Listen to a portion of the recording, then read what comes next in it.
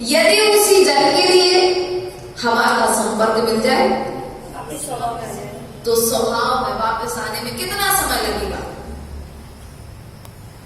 इसी तरह से आचार्य भगवंत कहते हैं, अनादि काल से जो तुम स्वभाव से भटकते हुए आ रहे हो, विभाव में रमण करते हुए चले आ रहे हो, बस कोई बात नहीं, मनुष्य पर्याय में हो, इस पर्याय के अनुसार अब उस भूल को सुधारने का समय आ गया।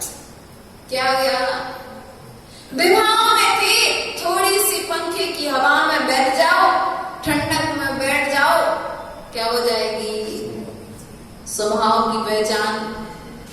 थोड़ा सा कसाय के उदय में शांत हो जाओ, अपने आप अपने स्वभाव का जब भान होगा तो गलती का एहसास। इसलिए आचार्य भगवान कहते हैं हमें अपने स्वभाव की ओर बढ़ना है। किसकी ओर बढ़ना है?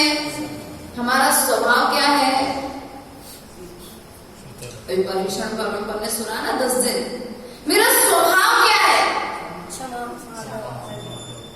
जो ये 10 धर्म है, ये वास्तविकता में ये धर्म बाहर में नहीं है। बाहर में तो हम इनकी पूजा कर रहे हैं, एक एक धर्म का अर्घ चढ़ा रहे हैं। आचार्य भगवान कहते हैं कि यदि यही धर्म तुम्हारे अंदर में आ जाए, मुनिराजों के अंदर में होते हैं, आचार्यों के अंदर में होते हैं, उपाध्याय आदि परमेष्ठी के अंदर में होते हैं ये धर्म, इसलिए हम उनका अर्घ चढ़ाते हैं। हमारे क्यों चढ़ाते हैं? हमारे क्यों चढ़ाते हैं? भगवान के सामने, जिन शासन को जयवंत करने वाले निर्ग्रंथ मुद्रा के सामने गुणों से संपन्न है। इसलिए प्रिय बंधुओं, अपने स्वभाव की ओर दृष्टि डालने का प्रयास करो। दृष्टि डालने के पश्चात उस दृष्टि का आचरण करो। अगली कारिका में आचार्य भगवंत ने कहा था, योग्योपादान योगिन दृष्टः स्वर्णतमता द्रव्यादिष्वादि संपन्ना वाद मनोप्याद। योग उपादान के मिलने पर, किसके मिलने पर? योग्य उपादान के मिलने पर 10 स्वर्णवता, स्वर्ण वह किट्टी कालिमा सहित जो पत्थर है वह भी स्वर्ण बने को प्राप्त हो जाता है। उसी प्रकार से योग उपादान के मिलने पर, योग निमित्त के मिलने पर उपादान की शक्ति यदि है, उपादान के जागृत होने पर यह जीव भी क्या हो जाता है? आत्मा से परमात्मा अवस्था को प्राप्त हो जाता है। उसके बाद में इसी ग्रंथ को आगे बढ़ाते हुए आचार्य भगवान ने कहा, वरम प्रति पदम दैवम नाम प्रति वृतनारकम छाया तपस्थयोर वेदा प्रतिपालयतोर महान। व्रतों के द्वारा देवपद पाना श्रेष्ठ है, आप व्रतों के द्वारा नरक जाना श्रेष्ठ। तो आपके द्वारा जो आचरण किया जा रहा है वह व्रत रूप आचरण किया जा रहा है कि आव्रत रूप आचरण किया जा रहा है? व्रत रूप आचरण किया जा रहा है या आव्रत रूप आचरण किया जा रहा है? विचार करना है। तो व्रतों के द्वारा, व्रत मतलब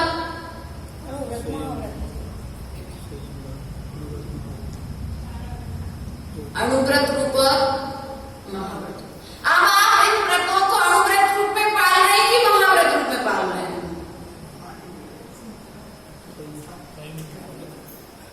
अभी तो हमारी श्रेणी ना तो अणुव्रतों में होना, फिर तो आचार्य भगवान कहते ऐसे व्रतों का पालन उसके बाद में भी सम्यक दृष्टि आत्मा हो तो श्रावक के 8 मूल गुणों का पालन कर रहे कि नहीं कर रहे? आपके भी 8 मूल गुण कौन कौन से हैं? 5 नंबर फल, 3 मकार का 3 मकार और 5 उदम्बर फल। इनका त्याग है कि नहीं? हरी माता जी कह रही नहीं है इनका। हाँ, औषधि आदि के माध्यम से चल जाती है। इसलिए विचार करो कि हम अभी कम से कम इतने तो व्रत ले लें जिन व्रतों के द्वारा मुझे देव पद की प्राप्ति हो जाए।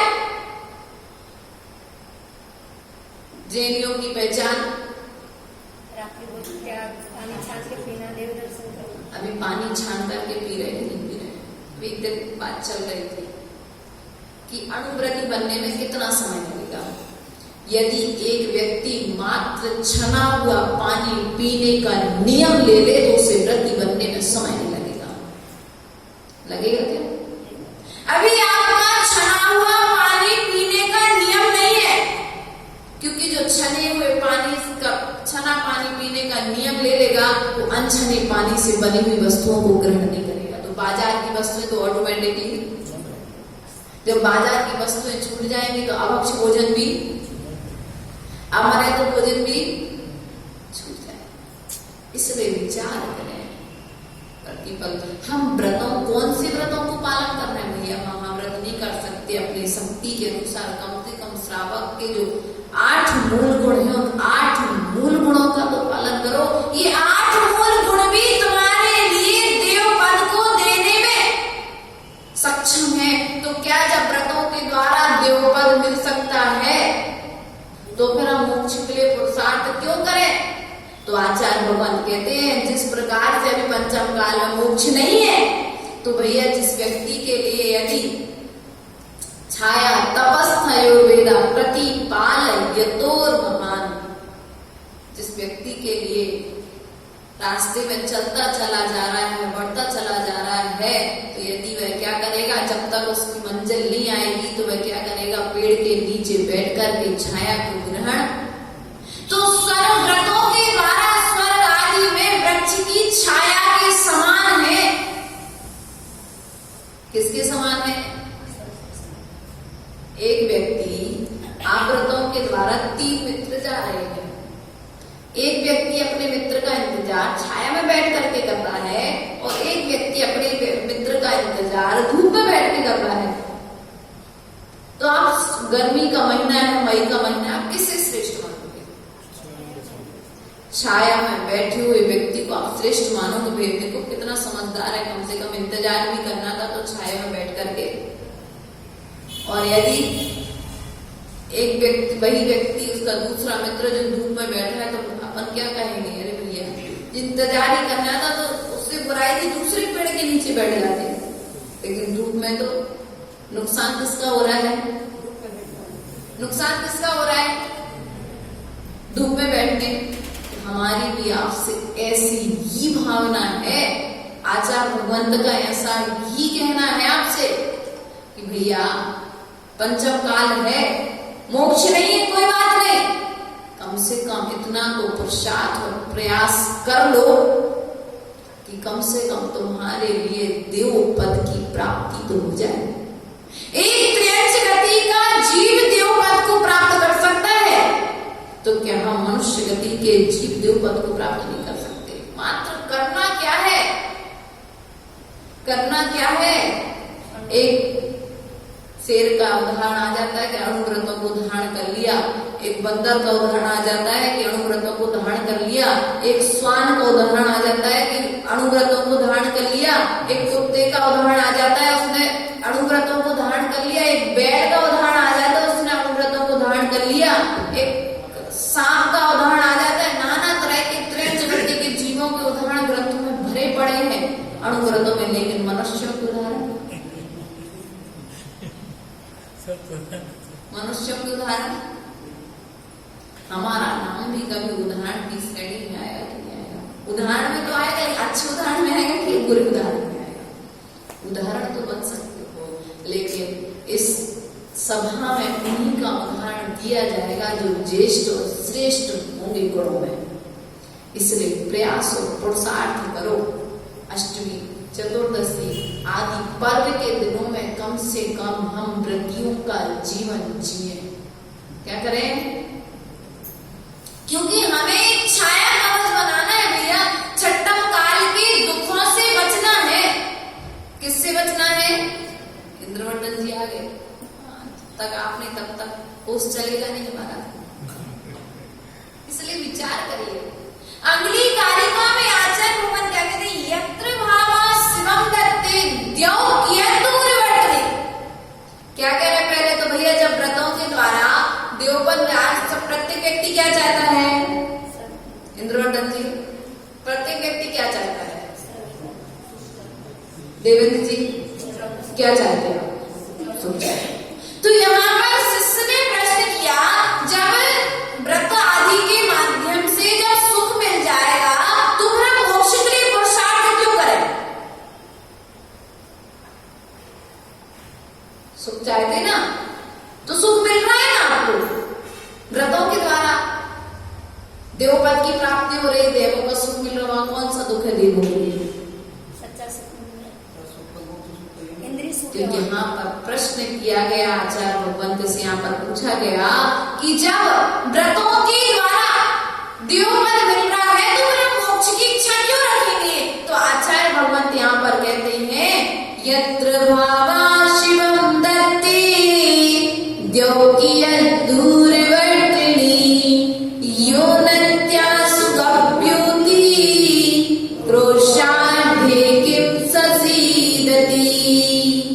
क्या कह रहे हैं हम पर? जो व्यक्ति क्या करेगा? जो व्यक्ति जिसके लिए 2.5 कोस चलना है और 1.5 कोस 2 कोस चल चुका है, वह व्यक्ति आधा कोस चलने के लिए प्रयास और पुरुषार्थ नहीं करेगा क्या? निश्चित ही करेगा। तो आचार्य परम यत्र भावा शिवम दत्ते, यह जीव शिव पद को प्राप्त करने कितना दूर रह जाएगा? जब स्वर्ग तक आ चुके हो तुम, 7 राजू पर मनुष्य पर्याय में आ गए, 7 राजू पर तुम स्वर्ग में पहुंच गए, उसके बाद जब नौकरे में विचार करिए, उसका सिद्धालय कितना दूर है? कितना दूर है भैया? बस 1 बाल का अंतर तो है। कितनी बाल का अंतर है? इतना ही सब पार करना है। और इतने में यदि आपके स्वर्ग जाने के लिए अपन मनुष्य की ओर ज्यादा अंतर नहीं है, मध्य लोक में और स्वर्ग में तो देखते हैं जब 3 लोक के नक्शे में तो देखते ज्यादा अंतर नहीं है। जाने के लोग नहीं तो पुरुषार्थ करना है, यदि थोड़ा सा भटके तो नीचे और थोड़ा सा उठे तो ऊपर, बस थोड़ा सा तो ठीक है। रेस लगाई कभी? हाँ लगाई है, खूब दौड़े हैं रेस में। साइकिल की रेस भी हुई, पैदल वाली जो पैरों से दौड़ होती है वो मैराथन दौड़ जैसे होते वो वाली दौड़ भी हुई, कई बार मैच भी खेला। बस 1 बॉल पार दो और नहीं पार दो, नहीं तो तुम पार हो जाओगे या फिर टीम पार हो जाएगी।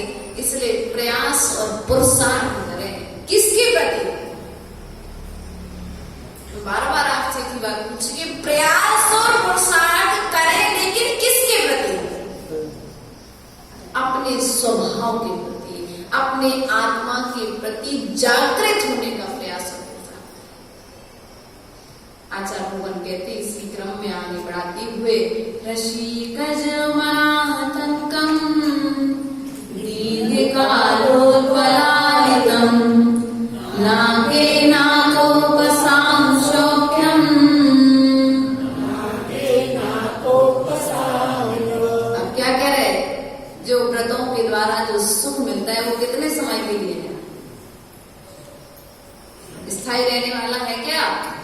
दीर्घ कालोत्पलायितम, दीर्घ काल तक रहने वाला है क्या?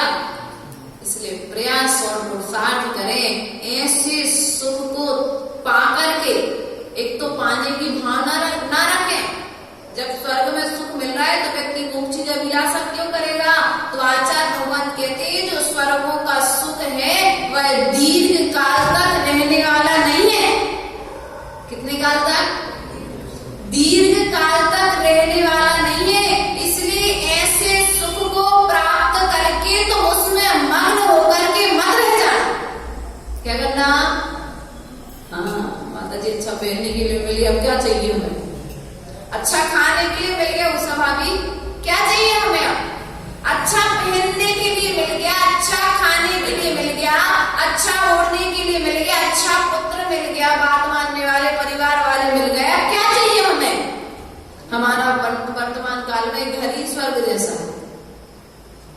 तो व्यक्ति आचार्य भगवंत कहते हैं नहीं, ये तो मैं वर्तमान वर्तमान में सुख लग रहा है, ये स्थायी सुख नहीं है।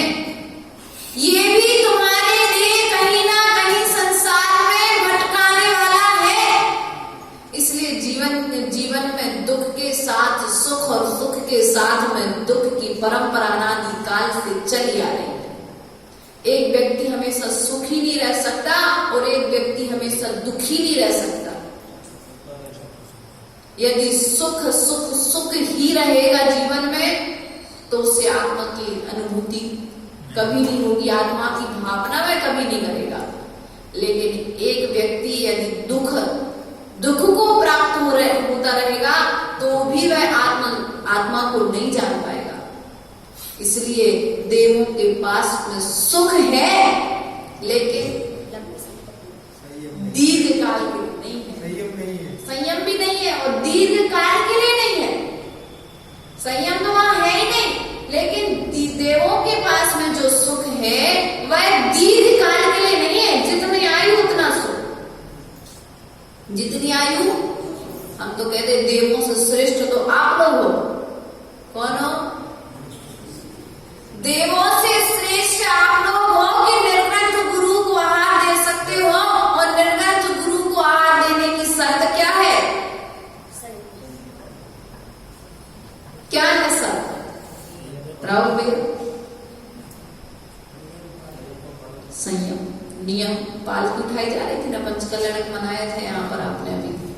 जब पालकी उठाई गई थी तो किसे अवसर दिया गया था? मनुष्यों को। क्यों?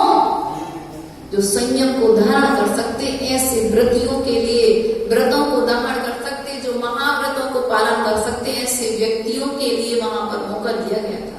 इसलिए विचार करें कि देवों का जो सुख है वह सुख तुम्हारे लिए दीर्घ काल तक नहीं है। इसलिए ऐसे सुखों को त्यागने का प्रयास और पुरुषार्थ आज से कर लो। हाँ, किसी ने पूछ लिया कि जब पंचम काल में मोक्ष नहीं है, स्वर्ग ही जाना है, तो हम ग्रस्त होते हुए भी स्वर्ग चले जाएंगे क्यों भैया? ग्रस्त होते हुए भी स्वर्ग, इसका कोई प्रमाण पत्र है क्या? लेकिन हमारे पास जो पीछे ये प्रमाण पत्र है कि तुम्हारे लिए यदि गुण स्थान तुम्हारा बना रहा जीवन काल तक, जितने समय से पीछे उतने काल तक, तो कभी तुम्हारी दुर्गति, ये हमारे पास प्रमाण पत्र है। लेकिन आपके पास कोई प्रमाण पत्र अभी तक तो हाथ में, यदि व्रति हो, महाव्रति हो, सम्यक दृष्टि हो, तो तब भी तुम्हारे हाथ में तुम्हारा प्रमाण पत्र है कि तुम देवपद को प्राप्त करोगे। लेकिन यदि इन तीनों से तुम रहित हो तो तुम्हारे पास कोई प्रमाण पत्र मिथ्यात्व के साथ में हो, मिथ्यात्व में ही, मिथ्यात्व से आए हो, मिथ्यात्व में फिर। इसलिए प्रयास और पुरुषार्थ करो। वासना मात्र वेवैतर सुखम दुखम च देहिनः। क्या कह रहे हैं यहाँ पर? स्वर्ग का जो सुख है वह सुख भी जीव के लिए दुख का कारण है। किसका कारण है? कैसे? इंद्रिय जन्य सुख है वहां पर। यह सुबह सामयिक कर रहे थे, विचार कर रहे थे। 5 इंद्रियां हैं मनुष्य के पास, और इन 5 इंद्रियों में से एक भी इंद्रिय कम हो जाए, सुनने को अच्छा मिलता रहे, खाने को अच्छा मिलता रहे, घ्राण इंद्रिय सुगंध अच्छी मिलती रहे, स्पर्श बहुत अच्छी, आंख ना रहे, एक पल की अनुभूति करो। आपके पास आंख नहीं हो, सब कुछ आपको सुनाई दे रहा है अच्छा अच्छा, तो आपको दुख हो कि नहीं हुआ? आपके पास आंख है लेकिन कान ना हो, आंख है लेकिन कान ना हो, तो सामयिक तो नहीं कर रहे हुए? हाँ, ऐसा लगता है सब सामयिक में बैठ गए। 5 इंद्रियों के विषय में लगा हुआ है। चिंतन करिए, एक इंद्रिय आपकी कम हो जाए राहुल भैया। हाँ, कान अच्छे, आंख अच्छी, नाक अच्छी, हाथ अच्छे, सब कुछ स्पर्श, सब कुछ अच्छा, मुंह नहीं है आपके पास, बोल नहीं सकते आप, किसी भी वस्तु का आपको स्वाद नहीं आ रहा है, तो आपका जीवन आप अपना अच्छा मानेंगे क्या? कहीं ना कहीं तो आपको दुख की उत्पत्ति प्रिया? अभी कोरोना काल में सबके स्वाद चले गए। अरे अभी कुछ दिन ज्यादा दिन नहीं, 15 दिन पहले, 15 दिन पहले बड़ी चिंता, माता जी हमको तो किसी भी चीज का स्वाद नहीं आ रहा है। अब स्वाद नहीं आ रहा है तो कोरोना तो नहीं हो गया, और कोरोना हो गया तो ऐसा तो नहीं चले जाएंगे। इसलिए आप कुछ उपाय बताओ। हमने कहा मिर्ची खा लेना, मिर्ची का टेस्ट आ रहा है, मतलब सब चीज का टेस्ट। इसलिए विचार करो। इसके बाद में भी ये नहीं कि चलो हम दीक्षा ले लेंगे, स्वाद आना बंद हो गया, कोरोना की संभावना लग रही है, जाने के पूरे लक्षण दिख रहे हैं, लेकिन फिर भी जीव के अंदर में त्याग की भावनाएं, हाँ लास्ट स्टेज पे पहुंचे तब छोड़ देना माता जी पर, लेकिन जब तक लास्ट स्टेज नहीं तब तक तुम अपने घर में। माता जी 3 दिन बाद तो आ गई थी, रात भर जाप करते रहे 3 दिन में, तो पड़ गए। यही कही कि बस रहने ही नहीं है हमें। करो उसके बाद में भी व्यक्ति बस जैसे ठीक हुआ, सपना देखता है ना, एक सपना कितनी देर का होता है, जब तक रात अपनी तब तक सपना, रात गई आंख खुली की सपना कोई अपना। इसलिए भैया ये जो संसार है, ये रिश्ते नाते हैं, ये सपने की तरह है। सपना टूटा कि सब चला जाता, उसी प्रकार से श्वास गई कि सबसे रिश्ते संबंध छूट जाते हैं। ये श्वास से छूटे उसके पहले तो मैंने छोड़ दो। आचार्य भगवान यहाँ पर कहते हैं वासना मात्र वेद सुखम दुखम च देहि नाम तथा हृदय जयंते ते भोगा रोगा, भोग रोग को जन्म देने वाले हैं। कौन सा रोग? 3 रोग भोग है, जो कौन से भोग? 5 इंद्रिय जन्य जो भोग आप भोग रहे हैं, वे भोग और उपभोग, इनका वासना काल, वासना काल का भी वचन अच्छा चला था। वासना काल, भोग और अब इसे आप भोग रहे हैं वस्त्र को, आपका वासना काल चल रहा है। इसलिए विचार करें, यह जो भोग है, ये भोग ही तुम्हारे लिए रोग को जन्म देने वाले हैं, और यह रोग जो अनादि काल से चला रहा है, जन्म मृत्यु और जरा बुढ़ापा का रोग, ये रोग जो अनादि काल से चला रहा है, इस रोग के समन के लिए हमें भोगों का त्याग करना पड़ेगा। स्वर्ग में भोग है, इसलिए व्यक्ति के पास जन्म मृत्यु और जरा है। वहां के लोग देव तो बूढ़े नहीं होते हैं, लेकिन वहां से आने के बाद जब मनुष्य आदि पर्याय को त्रय आदि गतियों को प्राप्त होते हैं, तो उन्हें वृद्ध अवस्था का भी सामना करना पड़ता है। ये वृद्ध अवस्था कैसी है पूछो दादाजी से, जो मंदिर चल करके नहीं आ पा रहे उनसे पूछो।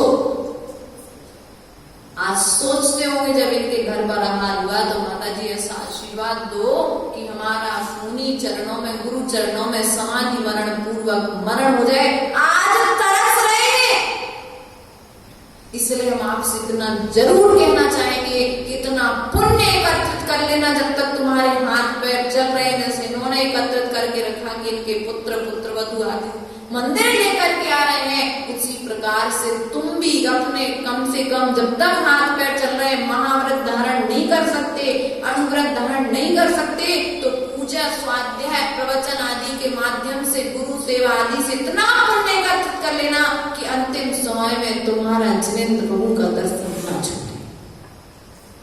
घर दूर हो लेकिन पुण्य होगा तो कहीं से भी जीव तुम्हारे लिए भगवान के दर पर लेकर के आ जाएगा। किसके बल पर? किसके बल पर? और पुण्य नहीं होगा तो सामने मंदिर होगा, लेकिन तुम्हें कोई खिड़की से मंदिर के दर्शन कराने वाला नहीं मिलेगा। इसलिए अपने पुण्य को एकत्रित करके रखना। भगवान से हमेशा भावना भाती, भगवान का भी आपका दर्शन। आचार्य गुरुदेव क्या कहते हैं? तेरी छत्र छाया भगवान मेरे सिर पर हो, मेरा अंतिम मरण समाधि। ऐसी भावना को प्रति पल प्रति क्षण करते रहो। हम समाधि भक्ति रोज क्यों पढ़े? भैया रोज भावना करोगे तो कभी ना कभी वह भावना सानुभूत होगी। और ऐसे हमने उदाहरण आपको बीच बीच में कभी दिए भी थे। अध्यात्म सागर जी को उदाहरण दिया था, विश्वमूर्ति सागर जी को उदाहरण दिया था, विश्वभूति सागर जी का उदाहरण दिया था। बहुत सारे साधुओं के हमने आपको उदाहरण दिए थे। एक महाराज जी की मनावरा में समाधि हुई। आचार्य विराट सागर जी के संघ के साथ में थे, कारीडोरन पंच कल्याण के लिए लगभग बिहार चल रहा था कि आ गए थे, सब कुछ चल रहा था। आ गए थे लोग कारीडोरन से पंच कल्याण करके मनावरा है। एक महाराज जी थे जो चल भी नहीं पा रहे थे। आचार्य गुरुदेव विराट सागर जी ने कहा कि जो एलक जी थे संघ, उनको जिम्मेदारी दे के गए कि आप इनके लिए सेवा करना, हम सब मंदिरों के दर्शन करके आते हैं। तो महाराज जी ने, जो महाराज जी बीमार थे, महाराज जी ने एलक जी से कहा कि मैं जंगल जाना है। तो हाथ ठेला जो होता ना, उस पर उनकी इतनी शक्ति नहीं थी, महाराज जी कितना उनको लेकर के जाएंगे दूर पे। तो उन्होंने उस ठेले पे महाराज जी को बैठाया और दो व्यक्ति जो थे साथ में उनसे लेकर के उनको जंगल कराने लेके गए। और जंगल से आने के पश्चात महाराज जी रोज समाधि भक्ति पढ़ते थे। क्या पढ़ते थे? तेरी छत्र छाया रोज पढ़ते थे। और बस जैसा दृश्य उस समाधि भक्ति में लिखा है, वो चरितार्थ हुआ। भगवान का दरवाजा से, ये भगवान का दरवाजा, सटर पट्टी मंदिर की, जो मंदिर के बाहर में महाराज जी को बाहर में पट्टी पे, क्योंकि इतनी कंडीशन उनकी खराब थी कि उनको अंदर ले जाने का तो प्रसंग ही नहीं बना। मंदिर के बाहर में ही आचार्य भगवान विराट सागर जी पास के मंदिर में थे, उनको बुलाया गया और गुरु के चरणों में, गुरु की गोद में ओम नमः से दिव्य नमोकार मंत्र सुनते सुनते वो मरण को प्राप्त हो गए। भगवान सामने में थे, गुरु के पाद मूल में थे, कानों में नमोकार मंत्र, श्वास श्वास अंतिम श्वासों में नमोकार कर दो मेरा अंतिम। इसलिए विचार, चिंतन प्रतिपल करें, भावना आए। किसकी भावना? भोगों की, भोगों की, भोगों के त्याग की। भोगों के त्याग की भावना भी पुण्य के उदय से आती है। किसके उदय से आती है? पाप कर्म के उदय में भोगों में लीनता आती है, और पुण्य कर्म के उदय में भोगों के त्याग करने की भावना आती है। इसलिए भैया अपन प्रयास और पुरुषार्थ करें, इतना पुण्य एकत्रित करके रखें कि हम अंतिम समय में, अंतिम समय कौन सा होगा इसका तो किसको भी पता, हमको अपना नहीं पता, तो हम आपका अभी घट गया मेरे साथ तो घट ही गया। सबके साथ प्रतिफल घट रहा है, लेकिन जबलपुर जाना तो उसी दिन बीमार हो गए। स्थिति क्या है? स्थिति ये पाप कर्म है। पुण्य कर्म से गुरु का दर्शन होगा, पाप कर्म के उदय से गुरु का दर्शन भी नहीं हो सकता। सोच रहे थे एक दिन कि मैंने, चिंतन तो चलता ही रहता है।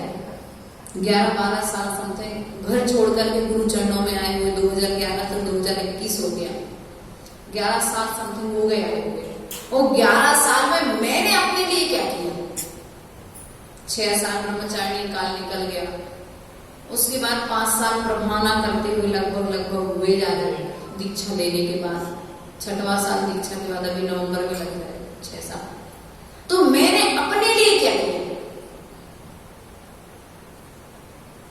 जैसे हम साधु विचार करते, ऐसे कभी आपने अपने जीवन काल में विचार किया कि मैंने अपने लिए क्या किया? मुझे अपने लिए भी कोई तैयारी करनी है कि नहीं करनी? पुण्य होगा तो सब साथ देंगे, और पुण्य नहीं होगा तो कोई साथ नहीं देगा। इस बात का ध्यान। अपन सोचते हैं हमारा साथ देंगे, हमारा साथ देंगे, हमारे साथ रहेंगे, हम इनके साथ रहेंगे, ये अंत समय में हमारी सेवा करेंगे, हम इनकी सेवा अंत समय में करेंगे। भैया तुम्हारा पुण्य होगा तो सब तुम्हारे साथी, और तुम्हारा पुण्य नहीं है तो तुम्हारा सगा बेटा भी तुम्हारा साथी नहीं रहेगा। इसलिए पुण्य कैसे एकत्रित हो? कांति लाती है। आप भी सभा में हो, ध्यान तो है, भले पीछे हो क्या, भले ही हम सबके बीच में रहें, लेकिन सबके बीच में रहते हुए भी हमारा ध्यान रहे तो विशेषता। मैंने अपने लिए क्या किया? चातुर्मास हो गया, आपने क्या पाया और पाने के बाद में खोया क्या है? जो खोया है वो खोने लायक था कि नहीं था, और जो पाया वो पाने लायक था कि नहीं था? कसायों को पाया, बुराइयों को पाया, अच्छाइयों को पाया, कि जो हम अनादिकाल से करते आ रहे थे वो ही किया? विचार करना है। जैसे हमारे राहुल भैया अभिषेक करने आने लगे थे, तो ये तो करते ही थे पहले से। हमारे दूसरे राहुल भैया बीच में छूट गया था, लेकिन उनका नियम हो गया। तो ये इनने अपने जीवन में इस चातुर्मास कुछ तो परिवर्तन किया। प्रकाश जी रोज पूजा करने मंदिर अभिषेक करने आने लगे, महावीर जी रोज अभिषेक करने आने लगे, तो कुछ तो परिवर्तन हुआ। सब में परिवर्तन नहीं हुआ, लेकिन जितने में परिवर्तन, हम तो सबकी भावना रखते हैं, लेकिन सब में नहीं होगा तो कम से कम कुछ में हुआ। 1% आधा % लोगों में भी यदि परिवर्तन आया तो चातुर्मास की, यदि इस बच्चे को इष्टोपदेश याद हो गया तो आपकी चातुर्मास कराने की सफलता हो गई। इसलिए प्रयास करो, पुरुषार्थ करो, किसका? भोगों को त्यागने का। भोगों के त्याग से पुण्य में वृद्धि होती है। मुनिराजों ने क्या त्यागा? कसाय के साथ साथ भोगों का त्याग किया कि नहीं किया? इंद्रियजन ने भोगों का त्याग किया कि नहीं किया? जब भोगों का त्याग कर दिया तो उनका पुण्य बढ़ा, और जब उनका पुण्य बढ़ा तो क्या हुआ?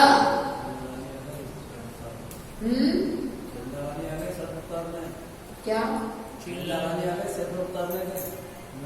रानी चेतना आ गई। जब भोगों को त्याग कर दिया तो कर्म के उदय में रानी चेलना जैसी रानियां आकर के मुनिराज के गले का सर्व भी उपसर्ग को दूर कर देती हैं।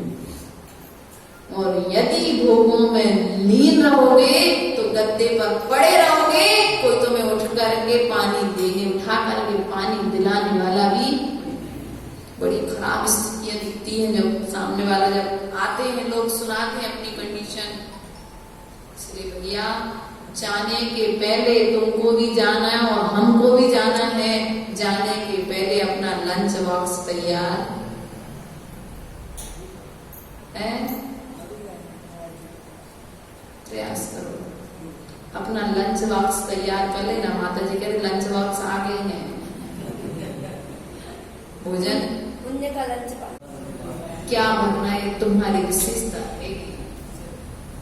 तुम्हें क्या भरना है उसमें? पत्थर लेकर के जाओगे स्कूल, की रोटी रख करके लेकर के जाओगे, कि पूरी रख करके ले जाओगे? ऐसा भोजन रख के लेकर के जाओगे जो 4 मित्रों के सामने बैठ करके खोल करके खा सको। स्कूल कौन सा भोजन ले जाते थे? स्कूल भोजन रोटी नहीं चाहिए, मम्मी कुछ स्पेशल बनाना, क्योंकि हम सबके बीच में बैठ करके खाते हैं। पेट में नहीं चाहिए, वो दिखाने के लिए चाहिए होता है। इसलिए भैया कम से कम पुण्य भी इतना संग्रहित करके रखो, कार्य ऐसे करो कि तुम दूसरे को, यदि तुम्हारा कभी चिट्ठा खोला जाए, कभी कहते हम चिट्ठा खोलेंगे तुम्हारा, हाँ चिट्ठा तुम्हारा खोला जाए यहाँ से जाने के बाद में, तो तुम्हारा चिट्ठा जब खोला जाए तो दूसरे को प्रसन्नता हो। क्या हो? आपको स्वयं प्रसन्नता हो। जब यहाँ से चातुर्मास से विहार करेंगे तो हम आपकी समाज का चिट्ठा खोलेंगे। क्या खोलेंगे? कि भैया समाज ने हमको इतने दिनों में क्या दिया और हमने समाज से क्या लिया और हमने समाज को क्या दिया। ये चिट्ठा तो उस दिन खोला जाएगा जिस दिन विहार होगा।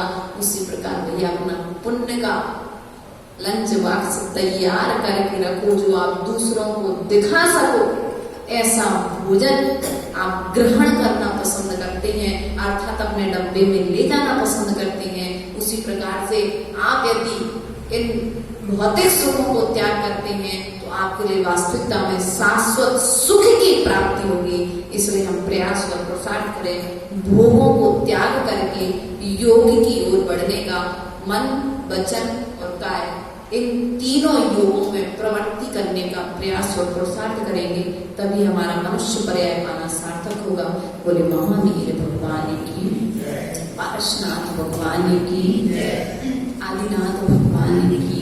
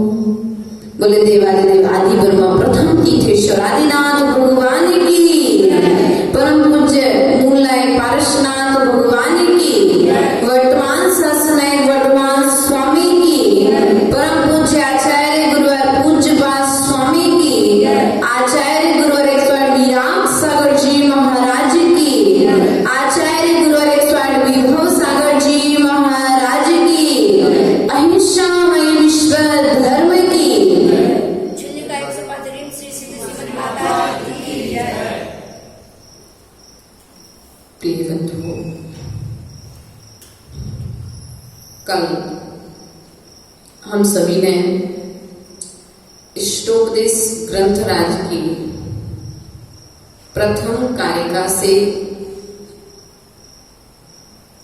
6 कारिकाओं को, उनके अर्थ को अपने ज्ञान के द्वारा आचार्य भगवंत पूज्यपाद स्वामी की भावनाओं को, उनके लेखन के अभिप्राय को समझने का प्रयास और पुरुषार्थ किया था। इसी क्रम को आज पुनः आगे बढ़ाते हुए आचार्य भगवंत पूज्यपाद स्वामी के चरणों में श्रद्धा भक्ति पूर्वक नमस्कार करते हुए, दीक्षा गुरुवर के श्री चरणों में नमस्कार करते हुए कारिका नंबर 7 में प्रवेश करते हैं।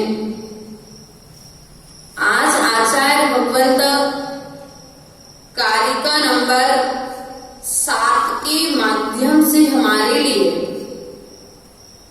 बताने जा रहे हैं कि संसार में इस जीव के लिए दुख किस कारण से हो रहा है और सुख का अनुभव किस कारण से हो रहा है। तो आचार्य भगवंत कहते हैं, और यह आत्मा सुख दुख के बीच में अपने स्वभाव तक क्यों नहीं पहुंच पा रही है। तो आचार्य भगवंत यहां पर कहते हैं, मोहिनी संवृतम ज्ञानम स्वाभावं लभते नहीं मत्तः पुमान् पदार्थानां यथा मदन कौद्रवै। आचरण मोह से, किससे? मोह से समृद्ध, मोह से ढका हुआ ज्ञान स्वभाव की ओर जाने देगा। ये किससे ढके हो कुमार जी? मोह से। किससे संबंध है आपका? राग का संबंध है राहुल से, मोह का संबंध है राहुल से। किसका संबंध है? शरीर का संबंध तो है सो ठीक ही है, लेकिन साथ में पहले नंबर राग का संबंध है। इस कारण से आप इनकी सेवा वैया वृत्ति में, इनकी इच्छाओं की पूर्ति में आप लगे हुए हो। इसलिए आचार्य भगवान कहते हैं, ऐसा जीव अनादि काल से करता हुआ आ रहा है, इसलिए अपने स्वभाव की ओर नहीं पहुंच पा रहा है। यहाँ पर स्वभाव की बात करी, स्वभाव तक पहुंचने की बात कही जा रही है। और स्वभाव, जिन्होंने अपने स्वभाव को प्राप्त कर लिया है, प्रथम कारिका में उन्हें ही नमस्कार किया गया है, अन्य स्वभाव वालों को नमस्कार नहीं किया गया। भैया हमारा तो स्वभाव ही है। कौन सा स्वभाव है तुम्हारा? भाव का स्वभाव कर दिया है। क्रोध करना? माता जी हमारा ऐसा कहना तो स्वभाव ही है।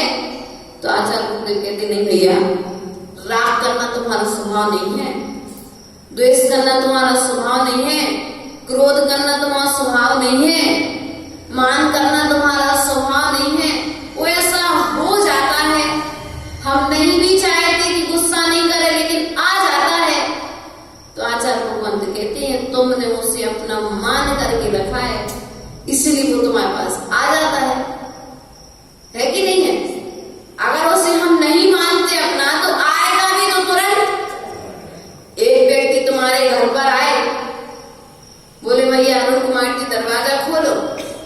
उसे भाभी आपके घर पे एक व्यक्ति है, दरवाजा खोलो। आपने कहा भैया थोड़ी देर बाद खोलते हैं, और आपने गेट नहीं खोला, क्या करेगा वो?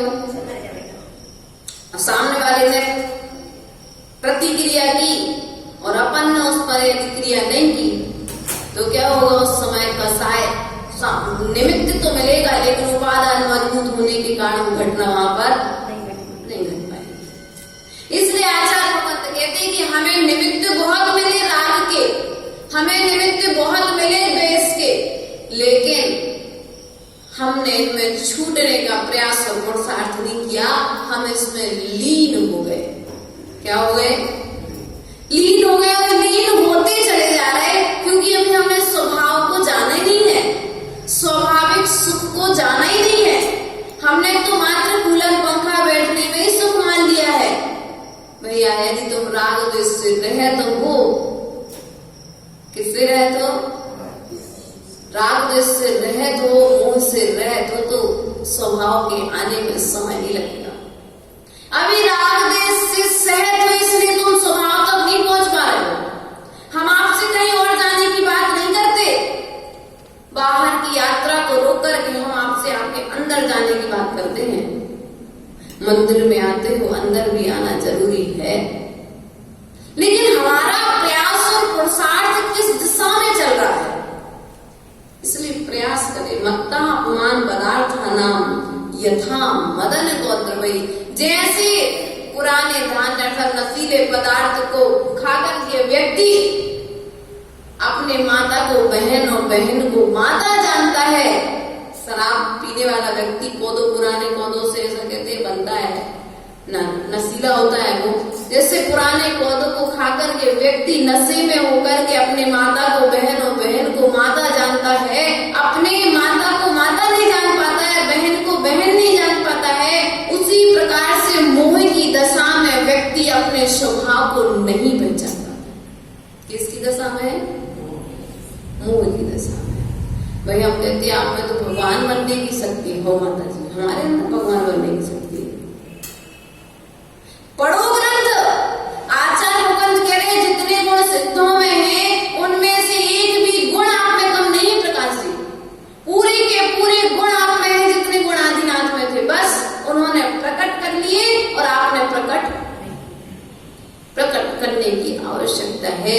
इसलिए प्रयास और पुरुषार्थ करो, इस मोह से ढके हुए ज्ञान से बचने का, राग और द्वेष से बचने का। अब आचार्य भगवान कहते हैं इस मोह के कारण बहिरात्मा की शरीर आदि के प्रति जो भावना होती है, और ये जो भावना होती है पर की भावना है, यही दुख का कारण है। तो आचार्य भगवान कहते हैं बपुर्ग्रहम् धनम् दारा पुत्रा मित्राणि शत्रवः सर्वथान्य स्वभावानि मूढ़ा स्वानि प्रपद्यते। बप शरीर को, घर को, धन को, पत्नी को, पुत्र को, मित्र को, ये मेरे मित्र हैं, ये मेरे शत्रु हैं। सर्वथान्य स्वभावानि, ऐसी मान्यता को रखने वाला व्यक्ति अपने स्वभाव की ओर दृष्टि कैसे रखेगा? मूढ़ा स्वानि प्रपद्यते, यह जो उसकी मान्यता है वह मूर्खों की तरह मान्यता है। किसकी तरह है? पुत्र को मैं अपना नहीं मानूं, माता जी आप मूर्ख हो तो कहते रहो, लेकिन हमारा पुत्र तो राग है ना, इसलिए स्वभाव का कैसे जाओगे? उन्होंने ऐसे ऐसे महान भव्य आत्माएं हुए। देखो अपन पढ़ रहे थे इसमें बारिशण का, मैंने वैराग्य पढ़ा। पिता से पहले पुत्र वन को चले गए। विचार कर, माता महल में देख रही है कि सुकुमार कहाँ गए, देखा सोबे तो जंगल में जाकर के मुनि बन करके खड़े हैं। कितना समय लगा स्वभाव में आने के लिए। इसलिए प्रयास करो, ये जो संबंध हमने बना करके रखे हैं ये दुख के कारण है, ये सुख के कारण नहीं है।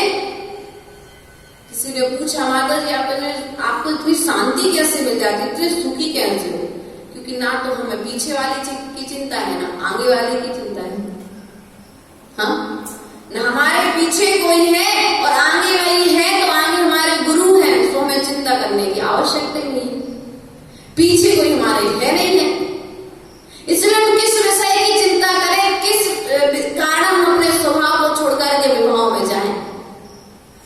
और आपके पास आपने 1760 कारण एकत्रित करके रखे हैं। किसी को शत्रु मान करके रखा है तो किसी को मित्र बना करके रखा है, किसी को राग के कारण संबंध है तो किसी के द्वेष के कारण संबंध है। इसलिए विचार करें, ये सब जो स्थितियां हैं ये मूर्खों की स्थिति है। वो मूर्ख प्राणी कभी कल्याण, राग और द्वेष से ढका हुआ व्यक्ति मूर्ख है। इसलिए अपनी इस मूर्खता को अर्थात अपनी हट्टा को छोड़ने का प्रयास करो। ये अनादि काल से हम संबंध बनाते आ रहे हैं।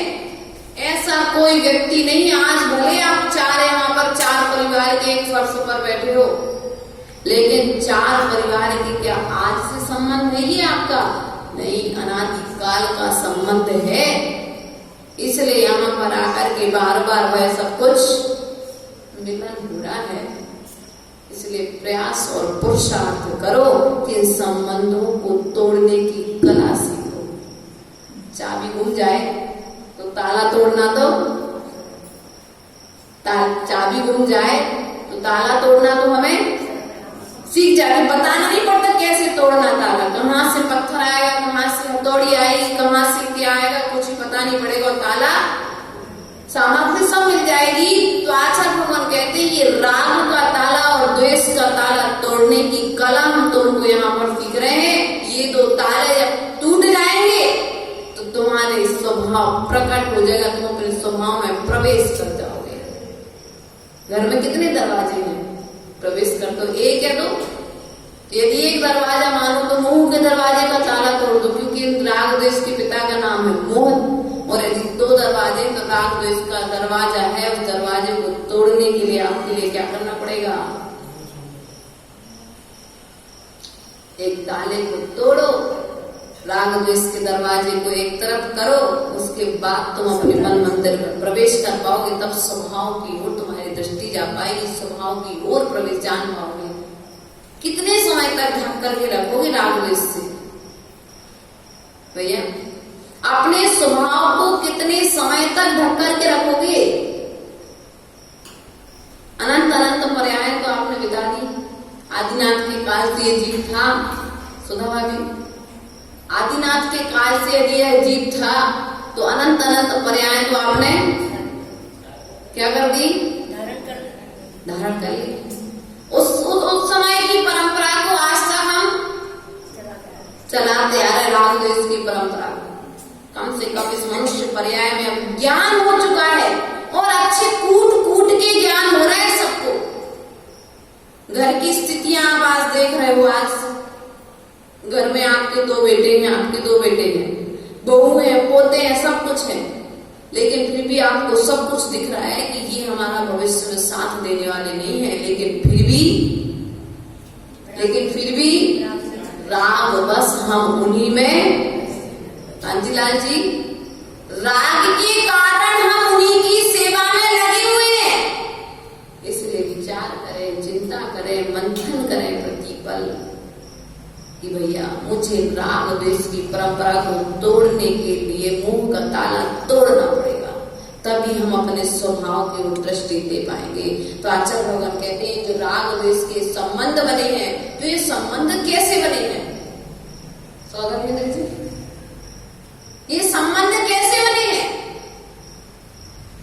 तो आचार्य भगवान यहाँ पर कहते हैं दिग्देशी व्याघ्राइत्य शंबशंति नगे नगे स्वस्वकारि वशान्ति देशे दिक्षु प्रगे प्रगे।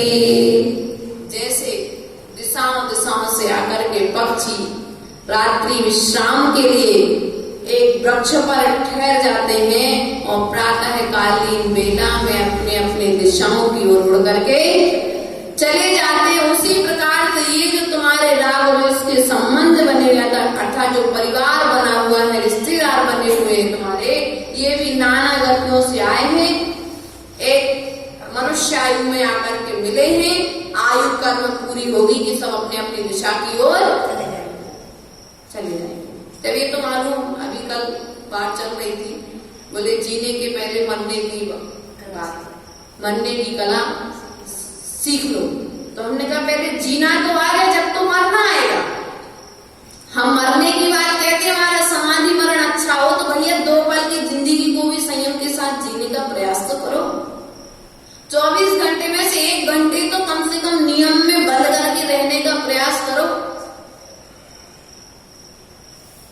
जब तक जीना नहीं आएगा तो मरना कैसे सीखोगे?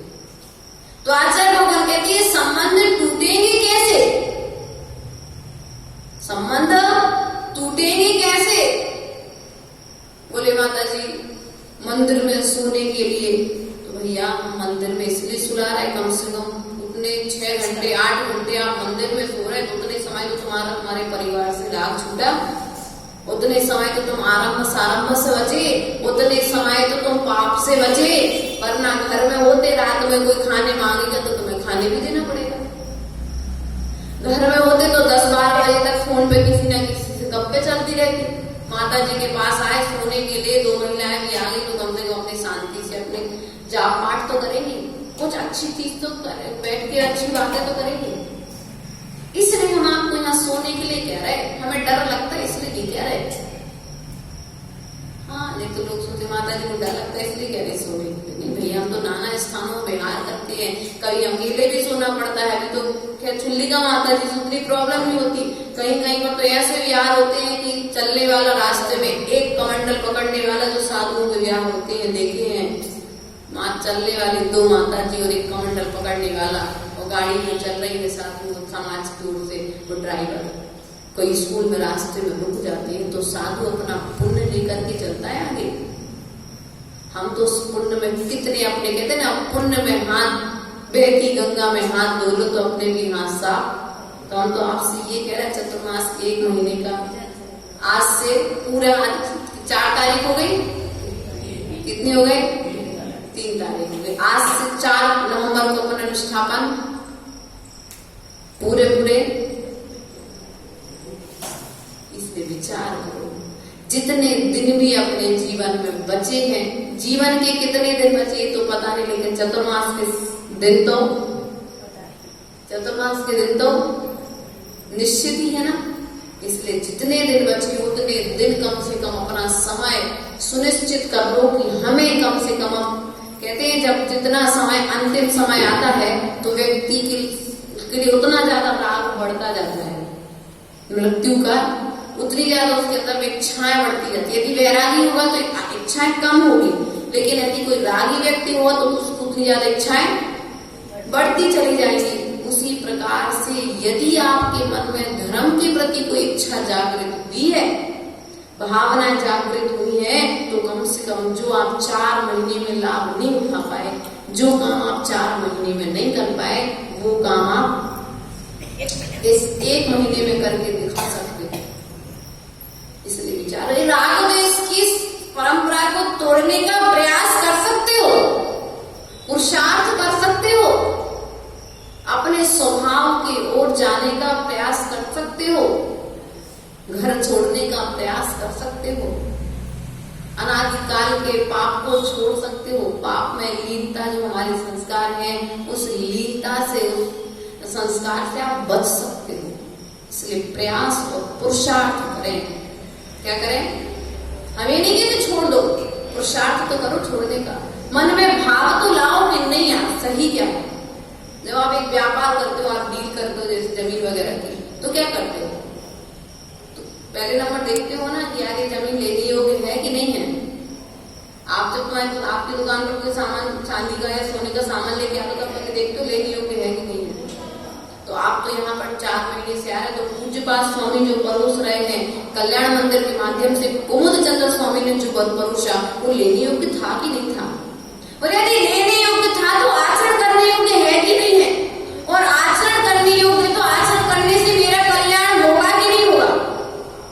अगर कल्याण होगा तो फिर कम से कम बृहद रूप में नहीं, लघु रूप में भी धारण करने का प्रयास और पुरुषार्थ करना चाहिए। क्योंकि दुनिया की परिस्थिति तुमसे छूटे उसके पहले तुम रिश्तों को छोड़ने का प्रयास करो, और प्रयास करोगे तो एक दिन निश्चित ही छूट जाएंगे। अगले क्रम को बढ़ाते हुए आचार्य भगवान क्या कहते हैं? विराज कहा कथम हंते जनाए परिकुप्यति त्रिंगलम पादयत्पद्भ्यां स्वयं दंडेन पात्यते। क्या कर रहे हैं कि व्यक्ति क्या मानता है? दूसरे को दुख देकर कैसा मानता है कि मैं सुखी हो रहा हूं। कैसा हो रहा हूं? अपकार करने वाले पर क्रोध करना उपयुक्त नहीं। इसका दृष्टांत इस प्रकार से देते, यदि किसी ने आपके ऊपर बुरा कर दिया तो आप ऐसा मानते हम भी उसको बुरा कर देंगे तो क्या हो गया? हमारा बदला बुरा, बदला चुक गया। तो आचार्य बोलते नहीं, चुका नहीं बदला, बदला चुका नहीं है अभी। अब क्या होगा? तुमने तो सामने वाले ने तुम्हारे ऊपर अपकार किया था, तुमने उसके ऊपर कर दिया, उसने तो कर बंद किया था, तुम भी अब कर बंद करो। वो भी भोगेगा, तुम भी तो जैसे आचरण 3 अंगुल का फावड़ा जो होता है, उस पर पैर पड़ जाए तो फावड़ा ही जीभ के पैर आदि पर गिरकर उससे दुख का कारण बन जाता है। उसी प्रकार से क्रोध आदि जो कसाय हैं, राग आदि जो संबंध हैं, यह जीव के लिए संसार में डालने वाले हैं, अर्थात दुख को देने वाले हैं। इसलिए यदि कोई हमारे ऊपर अपकार करे तो ये मानो कि भैया अच्छा किया, आपके निमित्त से हमारे आज कर्म की निर्जरा हो गई। लेकिन कर्म वरम तो एक तरफ, मान कसाय तो बिल्कुल भरी पड़ी है। आपने हमसे कहा ऐसे कैसे? आपने हमसे ऐसा कहा कैसे? आज तक हमारे हमसे तो ऐसा कहने की किसी की हिम्मत ही नहीं हुई। अरे भैया, हिम्मत नहीं हुई इसलिए तो हिम्मत की है। इसलिए प्रयास और पुरुषार्थ करो, तत्व को समझने का प्रयास करो। घर में लड़ाई का कारण क्या है? परिवार में लड़ाई का कारण क्या है? मान की पुष्ट बेटा पिता के विनय नहीं कर रहा है, पिता को दुख हो रहा है। इसलिए प्रयास और पुरुषार्थ करो। हमारे मान की पुष्टि जब तक होती रहती है तब तक हमें सुख मिलता रहता है। लेकिन जहां पर हमारी कसायों की पूर्ति नहीं होती है वहां पर हमें क्या होता है? इसलिए ऐसे कसायों से बचने का प्रयास करो जिनसे हमारा संसार बढ़े। आचार्य भगवान कहते कसायों से सहित व्यक्ति भारी होता है और कसायों से रहित व्यक्ति हल्का होता है। रुई देखी, रुई हवा चलेगी तत्काल, लेकिन लोहा उड़ेगा क्या? रुई जब तक हल्की है, पानी से रहित है, तब तो उड़ जाएगी, आगे बढ़ सकती है। लेकिन यदि वही रुई गीली हो जाए पानी में तो नहीं आगे बढ़ सकती है। उसी प्रकार से हमारी स्थिति है। कसायों से रहित अवस्था हमें ऊर्ध्वगान कराती है और कसायों से सहित अवस्था हमारा अपकार करती है, हमें दुख देने का कारण बनती है। और इन सब दुखों का कारण राग द्वेष रूपी संबंध है। तो आचार्य भगवान कहते हुए राग द्वेष रूपी संबंध कैसे हैं? राग द्वेष दीर्घा नेत्राकर्षण कर्मणा अज्ञानात् सुचिरं जीवः संसार। क्या कह रहे हैं? जो राग द्वेष संबंध है ये दीर्घ काल से जीव के लिए संसार में परिभ्रमण कराने वाले हैं। अज्ञानात् सुचिरं जीवा, इन राग द्वेष संबंधों में जो अपनी बुद्धि को डाल रहा है वह कौन है? कौन है वह? अज्ञानी है। मथानी देखिए, मथानी को उदाहरण किया था ना पूर्व में।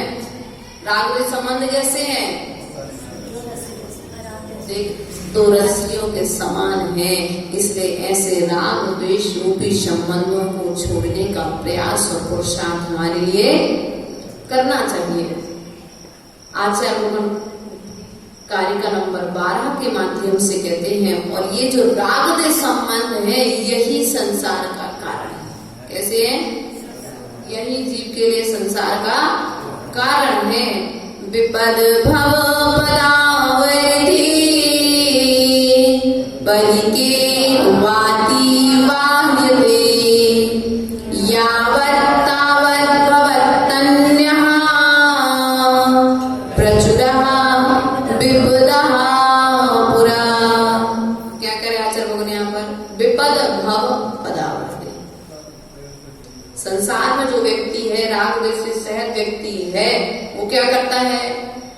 एक विपत्ति गई कि दूसरी विपत्ति उसके साथ में रहट का चित्र बना होगा आपकी किताब में। एक घट खाली होता है कि दूसरा घट तत्काल, एक दुख जाता है कि दूसरा दुख सुख क्षण, एक क्षण मात्र जितना रहट के उस कलश में अंतर है एक से दूसरे कलश में, मात्र सुख का काल भी इतना ही। मान लो सुख थोड़े समय के लिए आता है, दुख